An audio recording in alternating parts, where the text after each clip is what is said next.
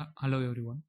நம்ம இந்த வீடியோவில் என்ன பார்க்க போகிறோன்னா டிஸ்ட்ரிபியூஷன் ஃபேஸ். ஓகேங்களா, போன வீடியோவில் என்ன பார்த்தோன்னா அக்குமுலேஷன் ஃபேஸ்னால் என்ன, அப் ட்ரெண்ட் எப்படி இருக்கும்.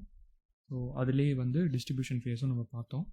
ஸோ இந்த வீடியோவில் கொஞ்சம் இன்டெப்த்தாக டிஸ்ட்ரிபியூஷன் ஃபேஸ் பற்றி நம்ம பார்க்க போகிறோம். ஓகேங்களா, ஸோ டிஸ்ட்ரிபியூஷன் ஃபேஸ்னால் ஒன்றும் இல்லை, ஒரு கம்மியான விலையில் ஒரு பொருளை வாங்கி அதிகமான விலையில் ஒரு பொருளை விற்கிறதுக்கான ஒரு இடம் தான் டிஸ்ட்ரிபியூஷன் ஃபேஸ். ஓகேங்களா, ஒரு எக்ஸாம்பிளுக்கு நான் இப்போ இன்ஃபோசிஸ் சார்ட் நான் இங்கே எடுத்திருக்கேன்.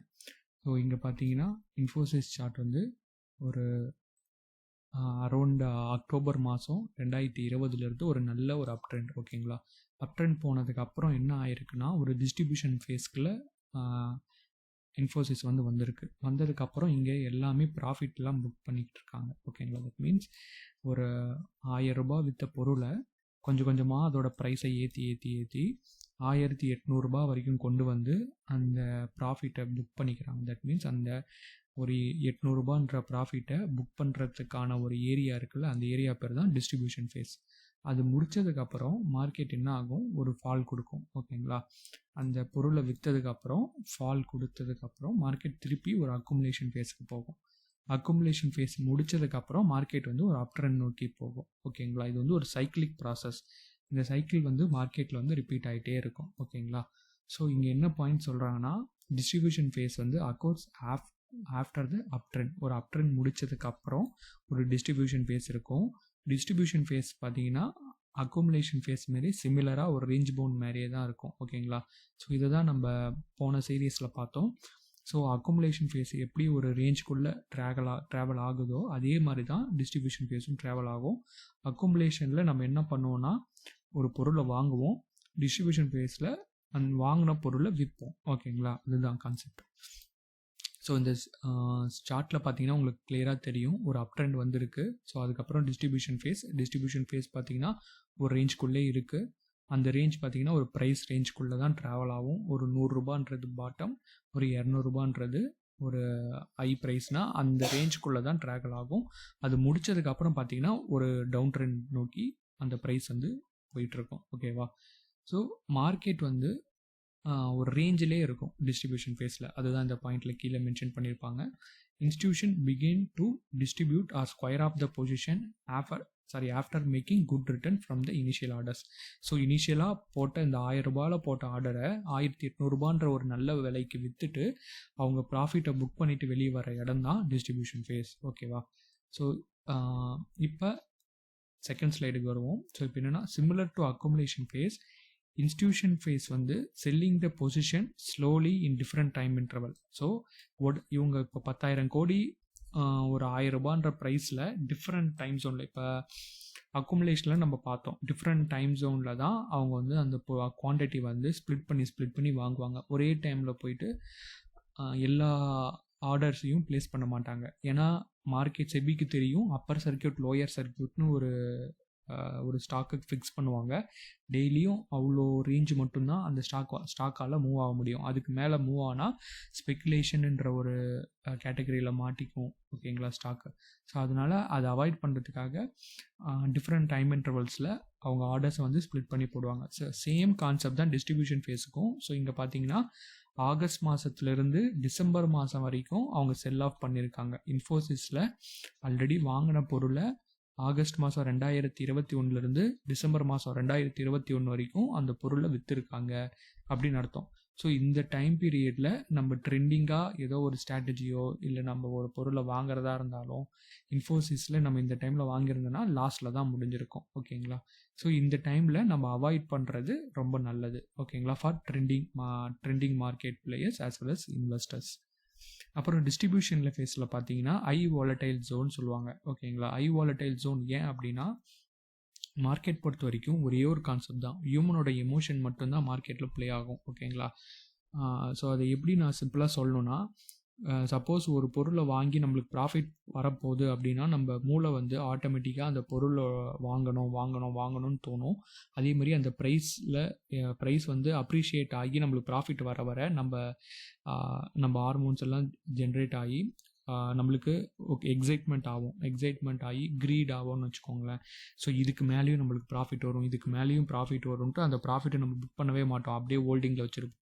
ஸோ நம்மளுக்கு க்ரீட் அதிகமாகி ஸோ நம்மளுக்கு வந்து எப்படி சொல்கிறது, மார்க்கெட் வந்து இதுக்கு மேலே போகாது, இதுக்கு மேலே போகிறதுக்கு வாய்ப்பு இருக்கா அப்படின்ட்டு நிறைய இன்டிசிஷன் வந்து நம்மளுக்கு க்ரியேட் ஆகும். அதே மாதிரி ஃபியரும் நம்மளுக்கு அதிகமாகும். ஸோ அது எக்ஸாம்பிளுக்கு இங்கே பார்த்தீங்கன்னா உங்களுக்கு தெரியும். ஸோ இந்த ஜோனில் பார்த்தீங்கன்னா இந்த ப்ளூ கலர் லைனுக்கு மேலே நிறைய கேண்டில்ஸ் வந்து இங்கே வச்சுருக்கு. கீழே நான் வால்யூம் காட்டுறேன். ஸோ இங்கே பார்த்தீங்கன்னா இது ஃபுல்லாக ஏன் அப்படி இருக்குன்னா இன்டிசிஷன், மார்க்கெட் இதுக்கு மேலே போகுமா, இல்லை இதுலேருந்து ஃபால் ஆகுமா, இல்லை இங்கே விற்றுட்டு வந்துடலாமா அப்படின்ட்டு நிறைய இன்டிசிஷன் இருக்கிறதுனால இந்த டைமில் பார்த்தீங்கன்னா மார்க்கெட்டோட வாலட்டிலிட்டி இது வந்து ரொம்ப அதிகமாக இருக்கும். வாலட்டிலிட்டிலாம் ஒன்றும் இல்லை, பையர்ஸுக்கும் செல்லர்ஸுக்கும் இன் பிட்வீன் நடக்கிற ஒரு வார். அந்த வாரில் அவங்களோட ஹியூமனோட எமோஷன்ஸ் எப்படி இருக்குன்றத பிரதிபலிக்கிறது தான் வாலட்டிலிட்டி. வாலட்டிலிட்டி அதிகமாக இருந்துச்சுன்னா மார்க்கெட் வந்து ஒரு எக்ஸ்ட்ரீம் ஹை லெவலில் இருக்குன்னு அர்த்தம், இல்லை ஒரு சப்ளை ஜோனில் இருக்குன்னு அர்த்தம். ஸோ அங்கேருந்து மார்க்கெட் திருப்பி ஒரு ஃபால் ஆகிறதுக்கு வாய்ப்பு இருக்குது. ஸோ இதுக்கு மேலே மார்க்கெட் போகாது அப்படின்னு அர்த்தம். ஓகேங்களா? ஸோ இங்கே வாலட்டைல் ஜோன், இப்போ இந்த டிஸ்ட்ரிபியூஷன் ஃபேஸை நம்ம ஹை வாலட்டைல் ஜோன் அப்படின்னு எடுத்துருக்கலாம். ஓகேங்களா? அப்புறம் down trend occur after the distribution phase break out. ஒரு டவுன் ட்ரெண்ட் வந்து எப்போ நடக்கும்னா டிஸ்ட்ரிபியூஷன் ஃபேஸ் முடிஞ்சதுக்கு அப்புறம் பார்த்தீங்கன்னா ஒரு நல்ல ஒரு ஃபால் வந்து நம்மளுக்கு கொடுக்கும். ஸோ ஏன் நான் இதையும் மார்க் பண்ணல அப்படின்னா இதுவும் தான் டிஸ்ட்ரிபியூஷன் ஃபேஸ். ஓகேங்களா? இது முடிச்சதுக்கப்புறம் பார்த்தீங்கன்னா மார்க்கெட்டில் ஒரு நல்ல ஒரு ஃபால். ஓகேங்களா? ஃபால் முடிச்சதுக்கப்புறம் ஒரு டிமாண்ட் ஜோன்னா சீப்பான ப்ரைஸுக்கு மார்க்கெட் வந்து அங்கேருந்து திருப்பி ஒரு அப்மூவ் கொடுத்துருக்கு. ஓகேவா? ஸோ இது வந்து இந்த சைக்கிள் வந்து அப்படியே கண்டினியூ ஆகிட்டே தான் இருக்கும். ஸோ செல்லிங் ப்ரெஷர் வந்து இந்த டிஸ்ட்ரிபியூஷன் ஃபேஸ், இந்த ரெட் ஜோன் போட்டிருக்கல இங்கே அதிகமாக இருக்கும். இங்கெல்லாம் பார்த்தீங்கன்னா ரெட் கலர் கேண்டில்ஸ் நிறையா இருக்கும். ஓகேவா? ஏன்னா இங்கே செல்லிங் ப்ரெஷர்ஸ் வந்து அதிகமாக இருக்குது. யார் இவ்வளோ செல்லிங்ஸ் இதில் பாருங்க, இந்த ஏரியாவில் பார்த்தீங்கன்னா அதிகமான செல்லிங்ஸ். ஸோ இதை யார் பண்ணுறா, இதை யார் கொண்டு வரா அப்படின்னா பெரிய பெரிய பிளேயர்ஸ் வந்து இங்கே நிறைய ஆர்டர்ஸ், செல் ஆர்டர்ஸ் போட்டு இந்த ப்ரைஸை வந்து ஃபுல்லாகவே கீழே இறக்குவாங்க. ஸோ இந்த டைமில் யார் அதிகமான லாஸ் வரத்துக்கு வாய்ப்பு இருக்குன்னா ரிட்டெயில் ட்ரேடர்ஸ். அவங்க என்ன நினைப்பாங்க, இதுக்கு இந்த பர்டிகுலர் 1948 மேலே மார்க்கெட் போகுதுன்னு நினச்சி அவங்க இங்கே பை ஆர்டர்ஸ் போட்டிருப்பாங்க. அவங்களோட ஸ்டாப் லாஸ் எல்லாத்தையும் அவங்க கலெக்ட் பண்ணிவிட்டு, அந்த லிக்விடிட்டி எல்லாத்தையும் கலெக்ட் பண்ணிவிட்டு திருப்பி ப்ரைஸை வந்து ஒரு லோயர் லெவலுக்கு கொண்டு வந்துடுவாங்க. ஓகேவா?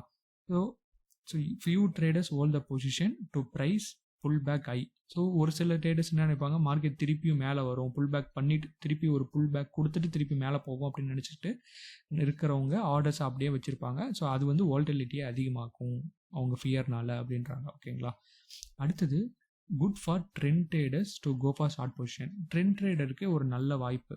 ஆஃப்டர் டிஸ்ட்ரிபியூஷன் ஃபேஸ் இவங்க வந்து ஷார்ட் பொசிஷன் வைக்கலாம். செல் ஆர்டர்ஸ் வந்து நிறைய செல் பொசிஷன் வந்து இவங்க அது டிஸ்ட்ரிபியூஷன் ஃபேஸுக்கு அப்புறம் அவங்க க்ரியேட் பண்ணால் ஒரு நல்ல வாய்ப்பு அப்படின்றாங்க. டிஸ்ட்ரிபியூஷன் ஃபேஸுக்கு அப்புறம் மார்க்கெட் அதுக்கு ஏற்ற மாதிரி ஒரு நல்ல ஒரு டவுன் ட்ரெண்டில் தான் போயிருக்கு. ஓகேவா? அப்புறம் மார்க்கெட் வந்து 4 ஸ்டேஜஸ் தான் அப்பியர் ஆகும். ஒவ்வொரு டைமும் ஒவ்வொரு சைக்கிளும் மார்க்கெட் வந்து 4 ஸ்டேஜஸ் தான் அப்பியர் ஆகும். ஸோ அதை தான் இங்கே மென்ஷன் பண்ணியிருக்கோம். இந்த ஸ்க்ரீன்ஷாட்டில் பார்த்தீங்கன்னா அக்குமுலேஷன் ஃபேஸில் வந்து கன்சாலிடேஷனாக இருக்கும். மார்க்கெட் வந்து ஒரு ரேஞ்சுக்குள்ளே இருக்கும். ரேஞ்சு இங்கே எக்ஸாம்பிளுக்கு நான் இங்கே கீழே காட்டுறேன். ஸோ மார்க்கெட் பார்த்தீங்கன்னா இது வந்து ஒரு அக்குமுலேஷன் ஃபேஸ். ஸோ இந்த ஃபேஸ் முடிச்சதுக்கு அப்புறம் தான் மார்க்கெட் வந்து ஒரு நல்ல ஒரு அப் ட்ரெண்டுக்கு மார்க்கெட் வந்து போயிருக்கு. ஓகேவா? ஸோ இந்த அக்குமுலேஷன் ஃபேஸில் என்ன ஆகிருக்குன்னா, ஸோ பீரியட் ஆஃப் கன்சாலிடேஷன் சொல்லலாம், இல்லைனா லோ வாலட்டைல் ஆர் ஸ்டேபிள் வாலட்டைல்னு சொல்லலாம். வாலட்டைல்னா அவங்களோட பை பொசிஷன் வந்து டிஃப்ரெண்ட் டைம் இன்டர்வல்ஸில் ஸ்ப்ளிட் பண்ணி அவங்க ஆர்டர்ஸை வந்து அக்குமுலேட் பண்ணுறாங்கன்னு அர்த்தம். ஓகேங்களா? அங்கே வந்து ஓப் அதிகமாக ப்ரிவேலிங் எமோஷன்ஸ் என்னவாக இருக்கும், டிஸ்பிலீஃப், இதுக்கு மேலே மார்க்கெட் போகாதுன்னு இருக்கும். ஓப் இருக்கும். ஒரு சிலவங்களுக்கு கம்ப்ளவன்சி இருக்கும். அதுக்கப்புறம் பார்த்தீங்கன்னா மார்க்கப் ஃபேஸில் இது வந்து ஒரு புல்லிஷாக போகுது, மார்க்கெட் வந்து ஒரு அப் ட்ரெண்டில் போயிட்டுருக்கு அப்படின்ட்டு ஒரு சென்டிமெண்ட் வந்து எல்லா மக்களோட மனநிலையிலும் கிரியேட் ஆகும். ஏன் அப் ட்ரெண்ட் போகுதுன்னா இன்ஃபோசிஸில் Q1, Q2, Q3, Q4 அந்த 4 குவார்ட்டர்ஸ்லையும் நல்ல ஒரு ரிசல்ட்ஸ் வந்து கொடுத்துருக்கு.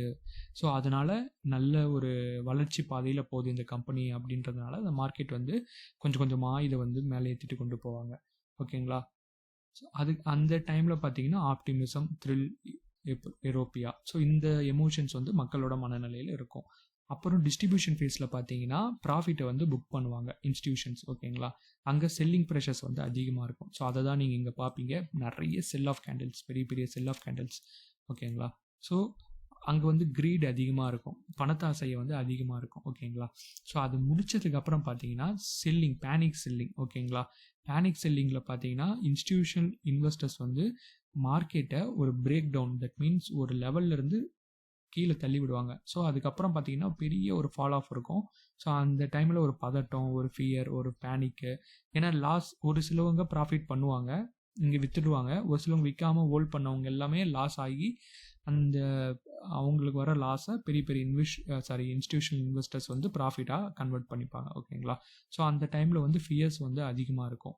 ஸோ திருப்பியும் பார்த்தீங்கன்னா மார்க்கெட், ஸோ இது வந்து ஒரு ரேஞ்ச் பவுண்ட். ஓகேங்களா, ஸோ இந்த ரேஞ்சுக்குள்ளே மார்க்கெட் வந்து ட்ராவல் ஆகிட்டுருக்கு. ஸோ இந்த ரேஞ்ச் முடிச்சதுக்கு அப்புறம் பார்த்தீங்கன்னா மார்க்கெட் வந்து ஒரு நல்ல ஒரு அப் ட்ரெண்ட். ஓகேங்களா, ஒரு நல்ல ஒரு அப் ட்ரெண்ட் நோக்கி இன்ஃபோசிஸ் வந்து போயிட்டுருக்கு. ஸோ அதுக்கு முடிச்சதுக்கு அப்புறம் பார்த்தீங்கன்னா ஒரு நல்ல ஒரு ஃபால். ஓகேவா, அந்த ஃபால் முடிச்சது திருப்பியும் பார்த்தீங்கன்னா ஒரு அப் ட்ரெண்ட் வந்து கிரியேட் பண்ணி போயிட்டுருக்கு. ஸோ இதோட ஸ்ட்ரக்சர்ஸ் பார்த்தீங்கன்னா எப்பயுமே ரிப்பீட் ஆகிட்டே தான் இருக்கும். ஓகேவா, ஸோ ஓகே, இந்த ஸ்ட்ரக்சர்ஸ் பார்த்தீங்கன்னா எப்பயுமே உங்களுக்கு ரிப்பீட் ஆகிட்டே தான் இருக்கும். இதை எப்படி நம்ம அழகாக தெரிஞ்சுக்கலாம் அப்படின்னா, மார்க்கெட்டில் எப்பயுமே 4 ஃபேஸ் தான். ஒன்று up trend, accumulation, up trend, distribution, mark down. ஓகேங்களா, ஸோ இந்த 4 ஃபேஸும் நீங்கள் ஒவ்வொரு சார்ட்லையும் ஐடென்டிஃபை ஈஸியாக பண்ணிட்டீங்கன்னா உங்களுக்கு வந்து அழகாக மார்க்கெட் எப்படி இருக்குது, மார்க்கெட் இப்போ என்ன ட்ரெண்டில் இருக்குன்றதை நீங்கள் அழகாக கண்டுபிடிச்சிக்கலாம். அடிஷ்னலாக ஒரு நான் ஒன்று தரேன். எம்எம்ஐ இண்டிகேட்டர் அப்படின்ட்டு ஒரு இண்டிகேட்டர் இருக்குது. ஓகேங்களா, ஸோ எம்எம்ஐ இண்டெக்ஸ்ன்னு சொல்லுவாங்க, இல்லை இண்டிகேட்டர்ஸ் கூட நீங்கள் எடுத்துக்கோங்க. ஸோ இது வந்து மார்க்கெட் மூட் இண்டெக்ஸ். ஓவராலாக இந்தியாவோட மார்க்கெட் வந்து என்ன நிலைமையில் இருக்குது, நான் இப்போ ஒரு கம்பெனி தான் காட்டினேன், இன்ஃபோசிஸ்ன்றது. ஸோ ஓவராலாக மார்க்கெட் வந்து இப்போ ஃபியரில் இருக்கா, இல்லை க்ரீடில் இருக்கா, இல்லை எக்ஸ்ட்ரீம் க்ரீடில் இருக்கா, இல்லை ஃபியரில் இருக்கான்றத இந்த இண்டெக்ஸ் வந்து நம்மளுக்கு காட்டும். ஓகேங்களா, சப்போஸ் க்ரீடில் இருந்துச்சு அப்படின்னா மார்க்கெட் வந்து ஒரு எக்ஸ்ட்ரீம் ஐயில் இருக்குது, ஒரு ஐயில் இருக்குன்னு அர்த்தம். ரொம்ப எக்ஸ்ட்ரீம் க்ரீடில் இருந்துச்சுன்னா மார்க்கெட் வந்து ரொம்ப ரொம்ப ஐயில் இருக்குன்னு அர்த்தம். ஸோ ஃபியரில் இருந்துச்சுன்னா மார்க்கெட் வந்து இப்போ செல்லிங் ப்ரெஷரில் கீழே போயிட்டுருக்குன்னு அர்த்தம். எக்ஸ்ட்ரீம் ஃபியரில் இருந்துச்சுன்னா மார்க்கெட் வந்து ரொம்ப ஒரு டவுனில் போயிட்டு ஒரு பாட்டமை, ஒரு டிமாண்ட் ஜோனை தேடுது அப்படின்னு அர்த்தம். ஸோ இங்கே கீழே போய் பார்த்தீங்கன்னா அதை பற்றி கொஞ்சம் டீட்டெயில்டாக கொடுத்துருப்பாங்க. ஓகேங்களா, ஸோ எக்ஸ்ட்ரீம் ஃபியர்னால் என்ன, ஸோ எக்ஸ்ட்ரீம் ஃபியராக இருக்கிறப்ப ஒரு டிமாண்ட் ஜோன் நோக்கி போகுது. ஸோ அங்கே நம்ம ஒரு ஃப்ரெஷ் பொசிஷன் வந்து பை பண்ணலாம் அர்த்தம். எக்ஸ்ட்ரீம் க்ரீட்னா மார்க்கெட் வந்து ஒரு சப்ளை ஜோனில் ஆல்ரெடி இருக்குது. ஸோ அங்கேருந்து நம்ம கொஞ்சம் நிதானமாக இருக்கணும், ஃப்ரெஷ் பொசிஷன் எதுவும் எடுக்கக்கூடாது. அங்கேருந்து மார்க்கெட் வந்து ஃபாலோ ஆகிறதுக்கு தான் வாய்ப்புகள் இருக்குது அப்படின்னு அர்த்தம். ஓகேங்களா, ஸோ இதை நீங்கள் இப்போ 30 கீழே போகிறப்ப நம்ம பை பண்ணுறதுக்கான இனிஷியேஷன் வந்து ஸ்டார்ட் பண்ணணும். அதேமாரி 70க்கு மேலே மார்க்கெட் போகிறப்ப நம்ம வந்து செல் பண்ணுறதுக்கான ஒரு ஸ்ட்ராட்டஜி வந்து நம்ம க்ரியேட் பண்ணணும். ஓகேங்களா, ஸோ இது நான் ஸ்டாக்குக்கு சொல்ல, இண்டெக்ஸுக்கு நான் சொல்கிறேன். ஒரு நிஃப்டி, நம்ம இந்தியாவோட எக்கனாமிக் எப்படி இருக்குன்றத நிஃப்டி 50 வச்சு நம்ம கணக்கிடலாம். ஸோ இப்போ நிஃப்டி 50ல் பார்த்தீங்கன்னா இப்போ ஒரு செல்லிங் ப்ரெஷர் தான் இருக்குது. ஸோ அதை தான் ஸோ இந்த லைன்ஸில் எடுத்துடுறேன். இப்போ பார்த்தீங்கன்னா நிஃப்டியில் பார்த்தீங்கன்னா ஒரு செல்லிங் ப்ரெஷர் தான் இருக்குது. ஸோ அதை தான் இந்த இண்டெக்ஸ் வந்து உங்களுக்கு குறியிடுது. ஓகேங்களா, ஃபியராக இருக்கிறப்ப மார்க்கெட் வந்து இந்த ஸ்க்ரீன்ஷாட்டை பார்த்தீங்கன்னா உங்களுக்கு தெரியும், பேனிக்காக இருக்காங்கன்னு அர்த்தம். இன்ஸ்டிடியூஷனல் இன்வெஸ்டர் வந்து அந்த மேஜர் ஒரு பிரேக் டவுனை க்ரியேட் பண்ணி மார்க்கெட்டை ஒரு டிமாண்ட் ஜோனுக்கு கொண்டு போகிறாங்க. ஸோ எப்போ 30 கீழே வருதோ அப்போ மார்க்கெட் வந்து ஒரு டிமாண்ட் ஜோன் நோக்கி போகுதுன்னு அர்த்தம். தட் மீன்ஸ் இங்கே ரீசெண்டாக பார்த்தீங்கன்னா இது ஒரு டிமாண்ட் ஜோனாக இருக்குது. ஓகேங்களா, தட் மீன்ஸ் 23,282ன்றது ஒரு டிமாண்ட் ஜோன். ஸோ இது 23,300 வரைக்கும் மார்க்கெட் வந்துட்டு திருப்பி மார்க்கெட் வந்து ஒரு அப் ட்ரெண்ட் கிரியேட் பண்ணி போகலாம் அப்படின்றது நம்ம ஒரு கன்க்ளூஷனுக்கு வந்து நம்ம வரணும். ஓகேங்களா, ஸோ இப்படி தான் நீங்கள் வந்து அனலைஸ் வந்து பண்ணணும். ஓகேங்களா, இப்போ உங்களுக்கு கிளியராக தெரிஞ்சிருக்கும் மார்க்கெட்டோட ஃபேஸ்னால் என்ன, மார்க்கெட் எந்த ஃபேஸில் எப்படி இருக்கும். ஸோ இந்த இண்டிகேட்டர்ஸ் வச்சு அதை எப்படி நம்ம இன்கார்பரேட் பண்ணுறது அப்படின்றது உங்களுக்கு தெரிஞ்சிருக்கும். ஓகேங்களா, ஸோ வேறு எதனா டவுட்ஸ் இருந்தால் கமெண்ட் செக்ஷனில் போடுங்க. இந்த வீடியோ யூஸ்ஃபுல்லாக இருந்துச்சுன்னா உங்கள் ஃப்ரெண்ட்ஸ் அண்ட் ஃபேமிலிக்கு ஷேர் பண்ணுங்கள். அதே மாதிரி நெக்ஸ்ட் சீரீஸ்க்கான வீடியோ வந்து அப்கமிங் பிளேலிஸ்ட்டில் வந்து நான் அப்லோட் பண்ணுறேன். தேங்க்யூ, தேங்க்ஸ் ஃபார் வாட்சிங்.